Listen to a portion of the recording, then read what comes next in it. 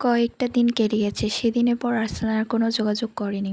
আলভিরা এখন আর্সেনালের পরিবারের সাথে এই বাড়িতেই দিন কাটাচ্ছে। আর্সেনালের মা, বোন আর আত্মীয়স্বজনরা আলভিরাকে আর্সেনালদের পছন্দ হিসেবে চেনে, তাই তাদের আচরণে এক ধরনের সমীহ থাকলেও এক গভীর দূরত্ব আছে।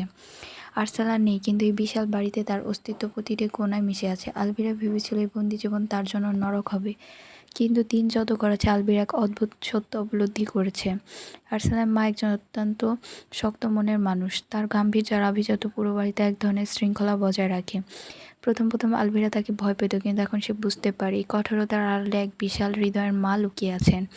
আলভিরা লক্ষ্য করছে তিনি সরাসরি কিছু না বললেও তার প্রতিটি ছোটোখাটো জিনিসের খেয়াল রাখছেন।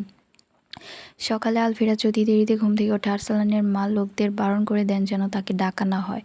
ডাইনিং টেবিলে আলভিরা কোন খাবারটা বেশি নিচ্ছে সেটা তিনি নার চোখে দেখেন এবং পরের দিন সেটাই করানোর ব্যবস্থা করেন। আলভিরা এক গভীর মাতৃত্বের টান খুঁজে পায়। তার মনে হয় এই পাথরসম মানুষটার ভেতরেও মমতার এক বিশাল সমুদ্র আছে। অন্যদিকে ইরিনার সাথে আলভিরার সম্পর্কটা এখন একদম সহজ হয়ে গেছে। ইরিনা চঞ্চল, প্রাণবন্ত, খুব পরিষ্কার মনের মেয়ে। আলভিরাকে এক মুহূর্তের জন্য একা থাকতে দেয় না। দুজনে মিলে বাগানে ঘুরে বেড়ানো, নতুন কোনো রেসিপি ট্রাই করা, এসবের মাধ্যমে আলভিরা নিজের অস্তিত্বকে, নিজের একাকিত্বকে ভুলে থাকতে পারছে।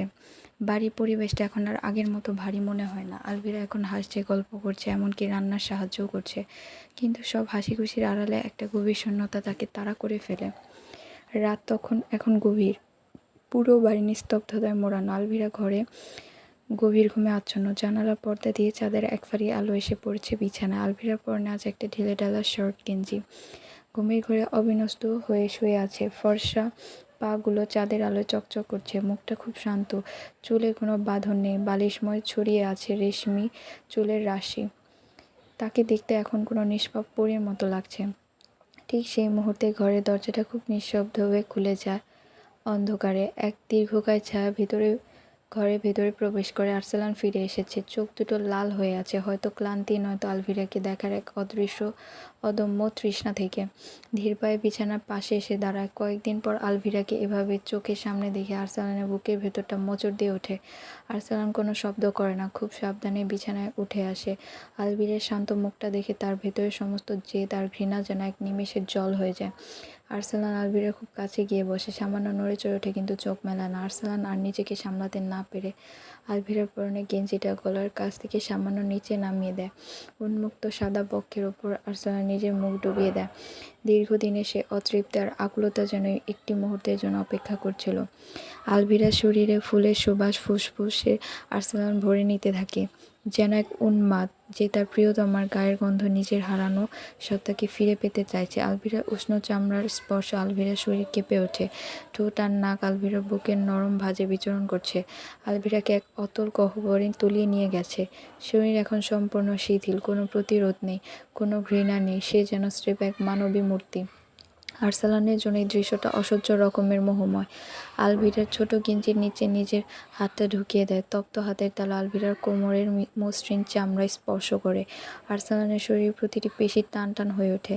আলভিরার বক্ষ থেকে মুখ তুলে এবার তার গলার দিকে এগোয়। আলভিরার গলার ঘাড়ের কাছে ছোট ছোট চুলের গোছাগুলো নিজের ঠোঁট দিয়ে সরিয়ে দেয়। সেখানে উন্মুক্ত চামড়ায় আর্সেনাল এক দীর্ঘ, গভীর দহন-মাখা চুম্বন এঁকে দেয়। আলভিরা ঘুমের ঘোরেই সামান্য শিউরে ওঠে। তার ঠোঁট দুটো অবচেতনভাবে একটু ফাঁক হয়ে যায়, কিন্তু চোখের পাতা খোলে না। আর্সেনাল আলভিরার শরীরের উপর নিজের পুরো ভার ছেড়ে দেয়। বলিষ্ঠ শরীর এখন আলভিরার নরম দেহটাকে বিছানার সাথে পিষে দিচ্ছে। আলভিরার গেঞ্জিটা আরও উপরে তুলে দেয়। হাতগুলো এখন আলভিরার সারা শরীরে এক বুনো তৃষ্ণা নিয়ে বিচরণ করছে। আলভিরার শরীরের প্রতিটি ভাঁজ, প্রতিটি পাক আর্সেনাল আজ নতুন করে আবিষ্কার করছে, নিজের সাথে এমনভাবে জড়িয়ে নেয় যে তাদের দুই হৃৎস্পন্দন এখন এক হয়ে মিশে যাচ্ছে। আর্সেনাল আলভিরার গেঞ্জিটা প্রায় খুলে ফেলে ক্রম করে ফেলেছে। আর্সেনালের ঠোঁট এখন আলভিরার নাভির নিচে বিচরণ করছে, যেন এক অবাধ্য শিকারী যে তার শিকারকে তিলে তিলে আস্বাদন করতে চাইছে। বিছানার চাদরগুলো কুঁচকে একার হয়ে গেছে। আর্সেনাল আলভিরাকে পাজা গোলা করে নিজের গায়ের সাথে আরও লেপ্টে নেয়। বলিষ্ঠ এক হাত আলভিরার কোমরের নিচে দিয়ে তাকে নিজের দিকে টেনে নেয়। আলভিরার মাথাটা আর্সেনালের চওড়া বুকের ওপর রাখা। আলভিরার অগোছালো শর্ট গেঞ্জিটা এখন আরও অবিন্যস্ত হয়ে আছে। আলভিরার শান্ত মুখটার দিকে তাকিয়ে আছে আরসালান। ওষুধের ঘরে আলভিরা এখনও গভীর ঘুমে আচ্ছন্ন। আরসালান আজকে আলভিরার খাবারের সাথে ঘুমের ওষুধ মিশিয়েছিল সার্ভেন্টকে দিয়ে। আলভিরার নিঃশ্বাস এখন খুব ধীর আর ছন্দময়। আরসালান তার ঠোঁট দিয়ে আলভিরার কপালে একটা দীর্ঘ কোমল স্পর্শ দেয়, যেখানে কোনো জেদ নেই, কোনো প্রতিহিংসা নেই, আছে শুধু এক গভীর অধিকার। আলভিরাকে একদম আষ্টেপৃষ্টে জড়িয়ে ধরে আরসালান আলভিরার ঘাড়ের কাছে মুখ গুজে তার শরীরের ঘ্রাণটা শেষবারের মতো বুক ভরে টেনে নেয়। তার মনে হচ্ছে এই কয়েকদিনের বিচ্ছেদ তাকে যতটা পুড়িয়েছে, এই মুহূর্তের নিবিড় আলিঙ্গন তাকে তার চেয়েও বেশি শান্তি দিচ্ছে।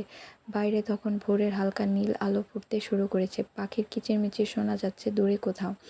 আরসালান জানে আর কিছুক্ষণ পরে আলভিরার ঘুম ভাঙবে, কিন্তু সে চায় না আলভিরাকে জাগার পর তাকে এই অবস্থায় দেখুক। আরসালান আলভিরার গা ঘেঁষে ওভাবেই শুয়ে থাকে, প্রাণপণে চেয়ে আছে আলভিরা এই নিষ্পাপ ঘুমন্ত চেহারাটার দিকে। সকালে আলভিরার ঘুম ভাঙল। মাথাটা ভীষণ ভার হয়ে আছে, চোখের পাতা দুটো যেন একে অপরের সাথে আঠা দিয়ে লেগে আছে। ওষুধের সেই ঘোর এখনও পুরোপুরি কাটে না। আড়মোড়া দিয়ে উঠে বসতে গিয়ে থমকে গেল। শরীরে পেশিতে এক অদ্ভুত টান আর ব্যথার অনুভূতি, কিন্তু তার চেয়েও বড় ধাক্কাটা সে খেল সামনের দিকে তাকিয়ে। বিছানার ঠিক সামনে জানালার ধারে সিঙ্গেল সোফাটায় বসে আছে আরসালান। আরসালানের পরনে কালো শার্ট, হাতে বোতামগুলো খোলা, চুলগুলো উস্কো খুস্কো, ধারালো তীক্ষ্ণ দৃষ্টি সরাসরি আলভির উপর স্থির হয়ে আছে। আপনি আপনি কখন এলেন? আর এইভাবে তাকিয়ে আছেন কেন? আরসালান কোনো উত্তর দেয় না। চাউনি এখন আগের চেয়েও বেশি ভয়ঙ্কর। ধীর পায়ে সোফা থেকে উঠে বিছানার দিকে এগিয়ে আসে। আলভিরা পিছিয়ে যেতে চায়, বিছানায় দেওয়ালের পিঠ ঠেকে আসে। আরসালান বিছানার উপর ঝুঁকে আসে। চলবে।